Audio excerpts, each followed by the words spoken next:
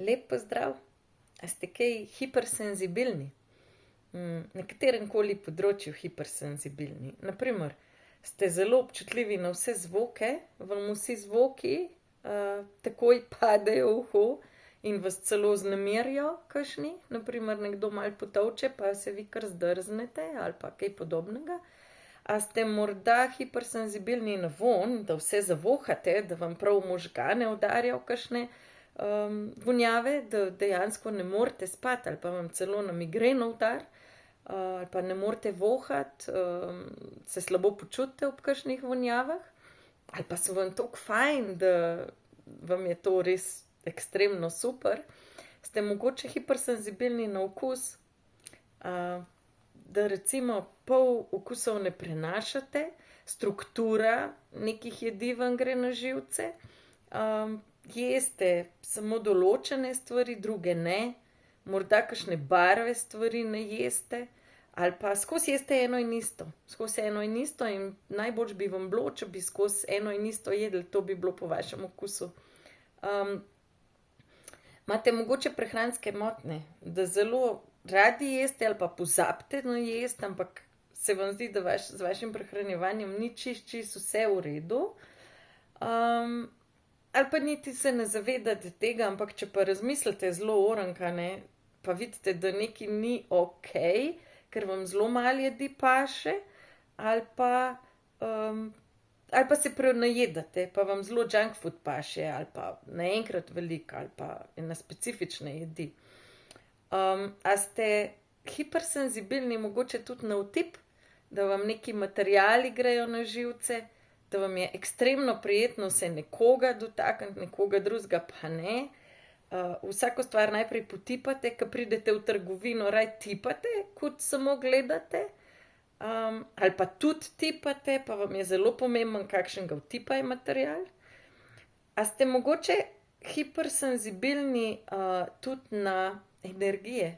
Nekdo zakoraka v prostor, pa takoj ugotovite, zaznate njegovo energijo, tudi če še ni ust odprl, ali pa veste o njem kar naenkrat več, kot bi smeli vedeti, ker toliko dobro čutite energijo, ali pa vnaprej zaznate, če se bo nekaj zgodilo, ali pa da je nekaj namenjen, ali pa, ne vem, da energetsko človeka, da vas prevzame človek, ali pa da vas zelo odbije, a ne.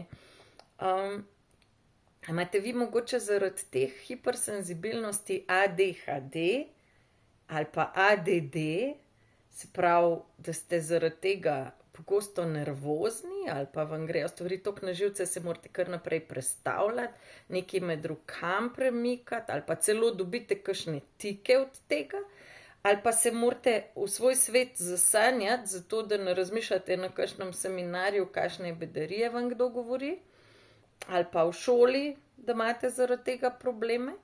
A imate zaradi tega mogoče motnje spanja, pa ali zvečer ne morete zaspati, ali se vsred zbudite, pa tako naprej, ampak v bistvu ste pa skozi zelo utrujeni, a ne. A imate mogoče težave z grafomotoriko ali pa z motoriko, ne. Grafomotorika, da je taka, da bi rekli, kot da kure pišejo, oziroma groba motorika, da izgledate, kot bili malo štorasti, ampak v resnici niste.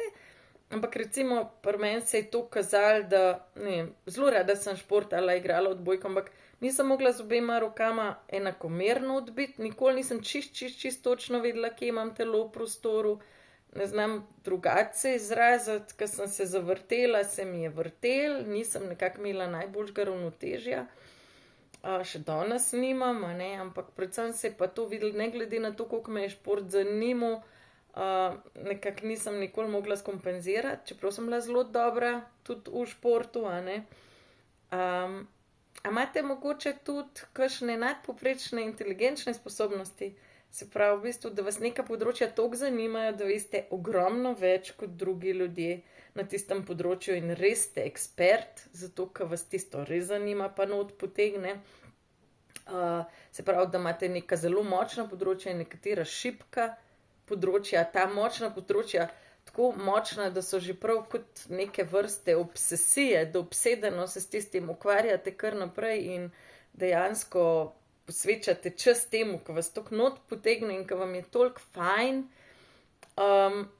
Od tega imate lahko tudi morde, a imate slučajno kakšen OCD, obsesivno-kompulzivno motnjo, da neke stvari morajo biti tako, kot ste si jih zamislili, ker če ne bi lahko bilo kaj narobe, vse zložen in tako naprej, ali pa zelo hordersko vse razpuščeno.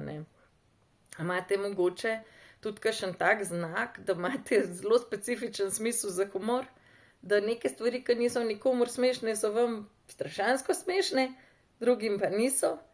A imate mogoče tudi tako lastnost, da ste socialno malo drugačni, da se vam zdi, da ne spadate v ta svet, v to socialno okolje, da so drugi toliko drugačni, da se ne morete nekako vklopiti čisto dobro v ta svet, da nekako ne znate z njimi nekak stik vzpostaviti takšen, kot je treba, ali pa ga celo preveč vzpostavljate.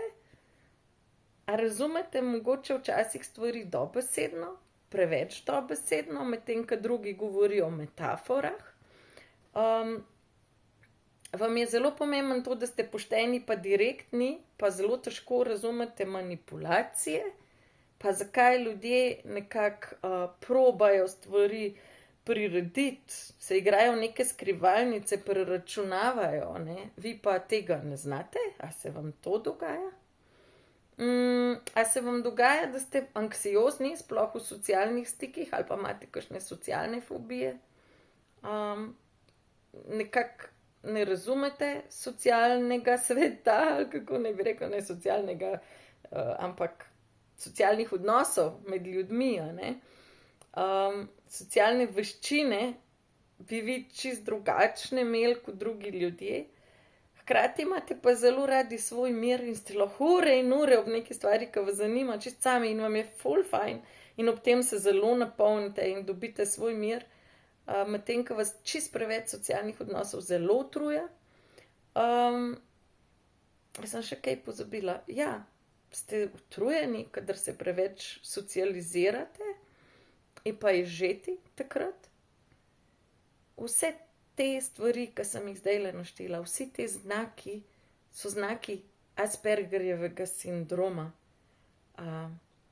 Res to spada pod spektroavtistično motnjo, se pravi pod avtizem, ampak meni osebno se zdi način funkcioniranja nekih ljudi, ki mislim, da nas je kar zelo veliko, ki tako funkcioniramo in imamo tak način dojemanja sveta, zelo veliko svojih plusov, tudi minuse, tako kot vsak človek na tem svetu, ampak mislim, da je to pač način, ki je pač nam bližnji, na katerega mi funkcioniramo.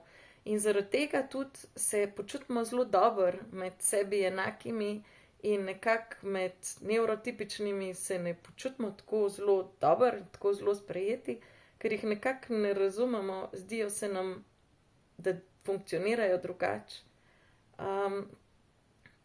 Če ste se najdli v teh znakih, morda pa vseeno razmislite, če bi lahko šlo za Aspergerjev sindrom. Tega izraza nočejo več, da uporabljamo zaradi tega, ker pač ta Asperger ni bil nek najbolj pozitiven človek, ampak vseeno, meni se zdi velika razlika med klasičnim avtizmom, ki ga zasledimo, med težkim avtizmom in to obliko avtizma, in ki se mi zdi pravzaprav način funkcioniranja ljudi, to se mi zdi, da najboljš opiše to stanje, ta način funkcioniranja. Mogoče pa, če imate vse te znake, vseeno razmislite, če morda pri vas ne gre za nekaj podobnega. Sploh, če imate v sorodstvu kakšnega, ki pa ima to že diagnosticirano. Lepo bodite.